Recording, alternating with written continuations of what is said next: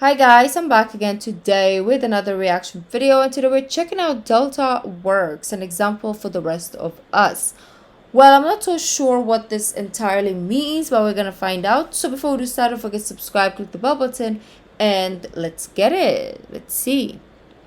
Hello everybody, welcome back to Mega Projects. I'm your host, Simon Whistler. Just before we get started this one, it's all about the Zuiderzee and the Delta Works, which are in the Netherlands, where they speak Dutch. There are a lot of pronunciations, which I'm probably going to struggle with, which I'm probably going to get destroyed in the comments for. Apologies ahead of time, my Dutch friends. I've got my pronunciation dictionary right there, and I am doing Is it raining? Yes.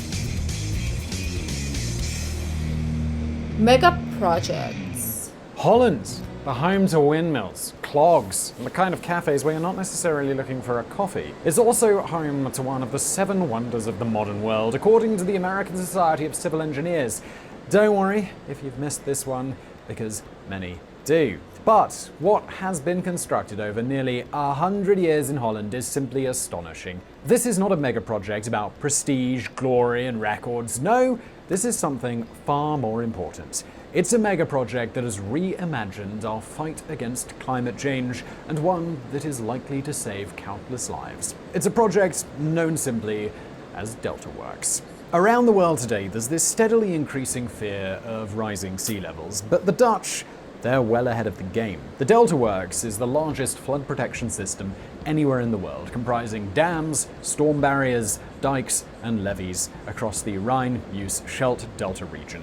This is an area of outstanding beauty, but also one of death and destruction when those waters rise. Now, while we are going to focus on the Delta Works, we're also going to slip in a bonus mega project as well, and that's the Zuiderzee Works. If you've never heard of the Delta Works, chances are you won't know this one either. I don't know. This is my first time hearing it. 2 mega projects. I thought it was about the airlines. And that price is free, because you're watching this on YouTube.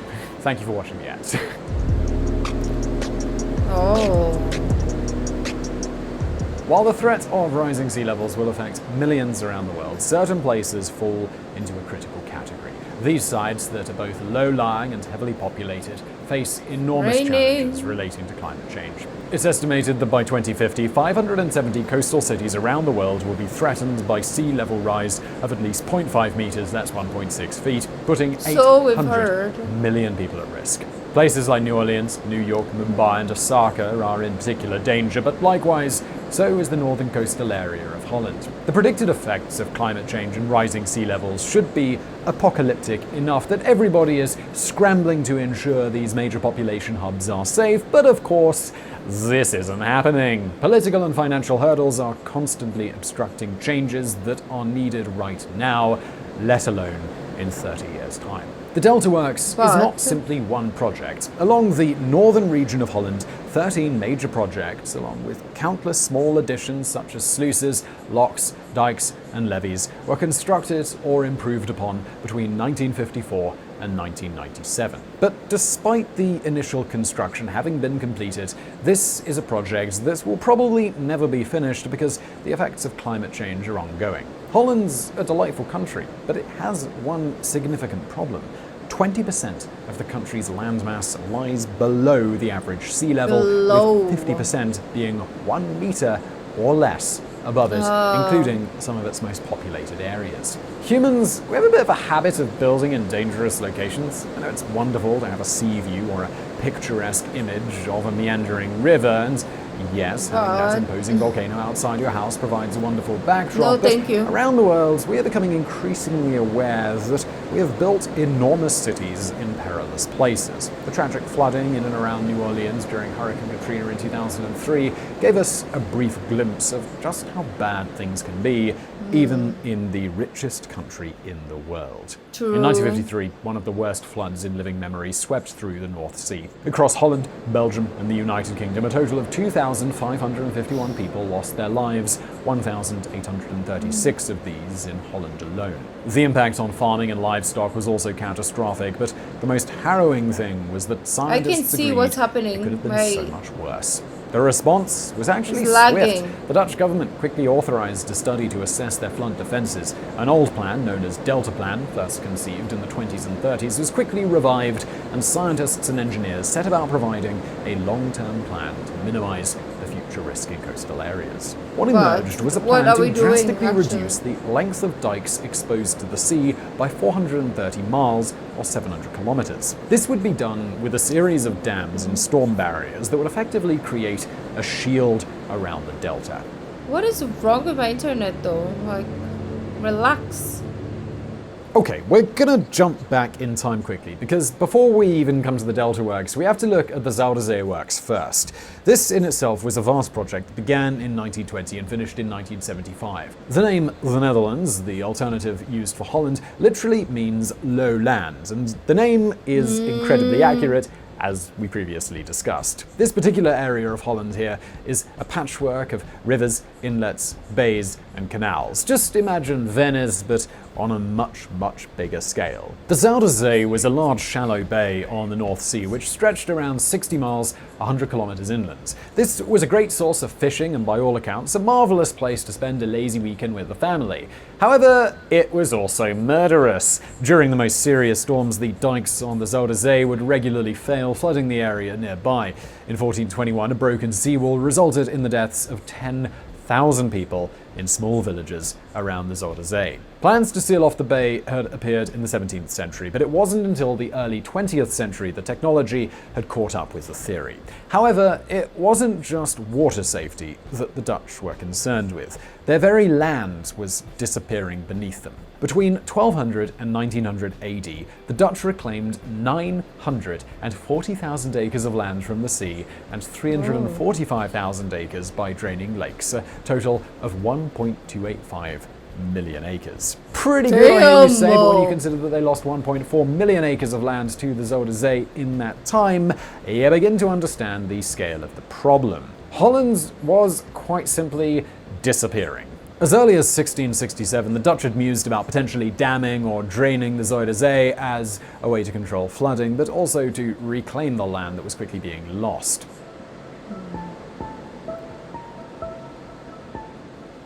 In 1916, yet another fierce storm tore through the area, killing 19 people. As they say, this was the straw that broke the camel's back. On the 14th of June 1918, the Zuiderzee Act was passed into law, composed of three key objectives. 1. Protecting the area from the effects of the North Sea. 2. Increasing the food supply and cultivating new agricultural lands. And 3. Improving water management by creating a freshwater lake instead of the saltwater bay before it. The first step of this project was the Afsluitdijk, enclosed dam stretching 20 miles, 32 kilometers from Den Oever on Wieringen to Zurich in Friesland, and completed between 1927 and 1932. In total, 23 million cubic meters of sand and 13.5 million cubic meters of till were used in construction, and between 4,000 and 5,000 people were employed, alleviating at least some of the high unemployment felt during the Great Depression.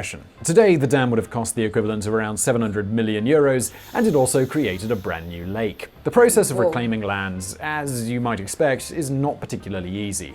The areas of reclaimed lands were known as polders, and these were created by damming off a portion of the new lake, then pumping out the water. While only partial areas were fully completed by the time the Nazis invaded in 1940, these polders did supply excellent hiding locations for the Dutch underground resistance during the occupation. After the war, things began to really take off, concentrating on the Flevolands area, a colossal undertaking of around 621 miles, that's 1,000 square kilometers. Water was drained using pumping stations that pumped the water out into the open sea, a process that took between 6 months and a year on the earliest polders. Once the majority of the water had been removed, small ditches and canals were dug to suck out the remaining water. I know that might sound a little strange, but that was what was essentially happening. The ground needed to be dehydrated before it could be used for anything else, a process that caused the land to sink by about 1 meter. Once this had been done, reed plants were sown by dropping seeds from low-flying aeroplanes. These are not only strong, sturdy plants, but they worked well to drain the remaining water while providing much-needed air to the grounds.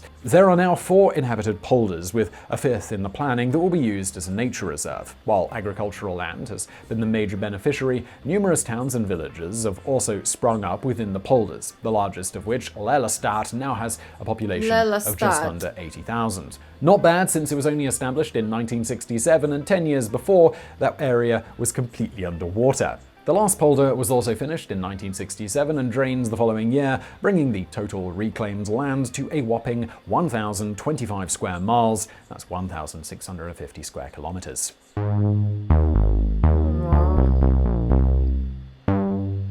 Now, of course, this means that the Zuiderzee works and the Delta works overlapped with each other, which only adds to the scale of the entire undertaking. The first stage of this mammoth project, known as Delta Works, began in 1954 with the building of the, and I apologize again, Dutch people, Stormvloedkering Hollandse Essel flood barrier near Krimpen and I don't know if it's Essel, correct or not. an area that had been partially affected during the 1953 flood. Even with my pronunciation dictionary, Dutch is very difficult.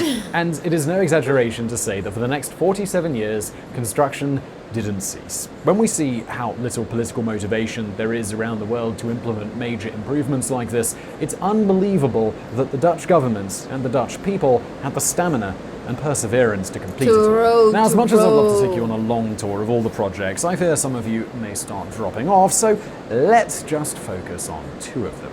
What? I would love to read that. The Zuiderzee is the big boy of the Delta Works and its most iconic site. The 5.6-mile, 9-kilometer dam stretching from the island of Schouwen-Duiveland and Noord-Beveland was not only the largest addition to the project, but also the most expensive at 2.8 billion euros. Originally, it had been designed as a closed dam, but public pressure regarding how it would affect marine life in the area led to an alteration, meaning that 2.5 miles, 4 kilometers of the dam now has sluice gates that are usually kept open.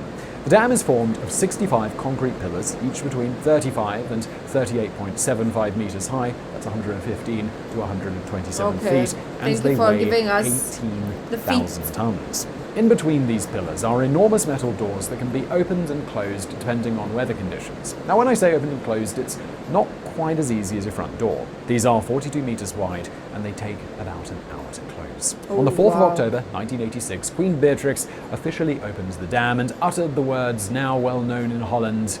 I don't know if this something is a in video Dutch, or it's which my I'm not even going internet. to try. But in English, it's the flood barrier is closed, the Delta Works are completed, I think it's Zeeland the video, is right? safe. The dam has It's its not own my electronic internet. security system, so there shouldn't be any kind of human error. Okay. According to Dutch law, water levels must be 3 meters above the regular sea level for the doors of the dam to be completely closed. Since its opening, this has occurred 27 times, the last of which happened on the 10th of February 2020 when Storm Ciara rumbled through the area. It now has a yearly running cost of around 17 million euros, which is a snip compared to the cost of flood damage that we've seen around the world.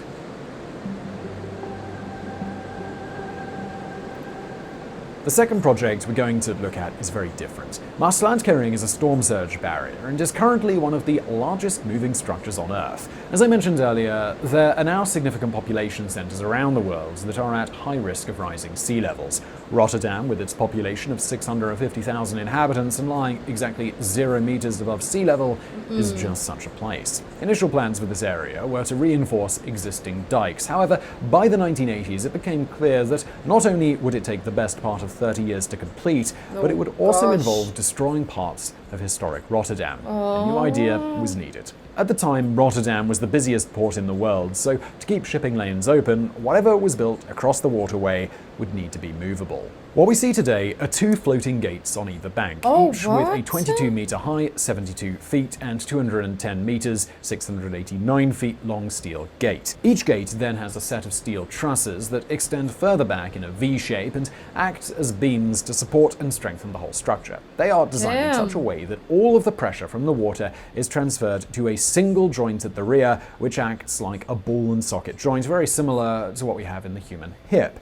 But these are no normal mechanical joints. They are the largest joints in the world, with a diameter of 10 meters, 38 feet, and a weight of 680 tons. On the 10th of May 1997, Maeslantkering was opened again by Queen Beatrix. In normal operation, the arms, which each weigh 6,800 tons, remain in their dry docks on land, but when needed, they begin to move across the water towards each other. When the gates are 1.5 meters, 5 feet apart, they are filled with water and slowly submerged to the bottom of the waterway, where they are finally connected, creating virtually watertight protection. All of the decision-making here is done so using computer systems and algorithms. Just in case you're interested, it was 200,000 lines of code for the operational system and another 250,000 for the simulation systems. Like the previous construction we mentioned, this one had initially been programmed to initiate 3 operations when a 3-meter, 9.8 feet rise or above was predicted. However, for testing purposes, that was lowered to 2.6 meters, 8.5 feet. It is expected to be needed once every 10 years, with that number rising to 5 times a year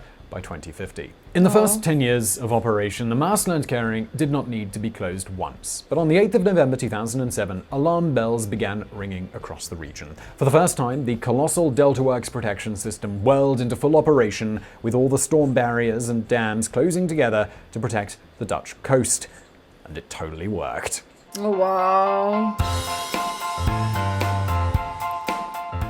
The Zuiderzee and Deltaworks are extraordinary on so many levels. Quite simply, nowhere else on Earth has there ever been a flood protection system like it. The Dutch worked painstakingly from 1927 to 2010 when finally small additions were completed to better protect their country from the danger of the sea. But this is just the start. The Dutch government has assessed that the country must plan for a 1.3 meter rise in the North Sea by 2100 and 4 meters by 2200. The Zuiderzee and Deltaworks are merely the beginning of a titanic struggle ahead. They will need to be improved, raised, and replaced as the water continues to rise for hundreds of years. The Deltaworks cost in the region of 5 billion euros, but by 2012 it was thought that with additions it may well have pushed up to just below 10 billion euros. The government estimates that a further 100 billion euros will be needed during the current century to fight the steadily increasing battle. These 2 projects, undertaken by the Dutch, deserve far more recognition than they currently receive.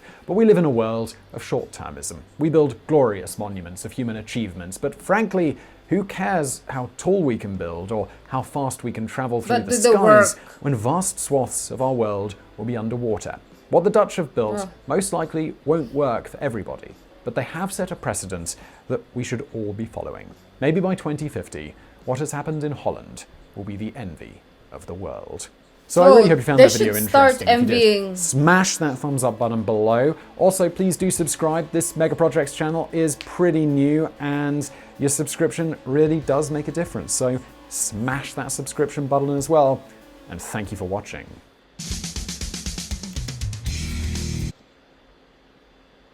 Like I said, they should be envying already because it's gonna come in handy. Especially over here. And I didn't even know any of this. Even the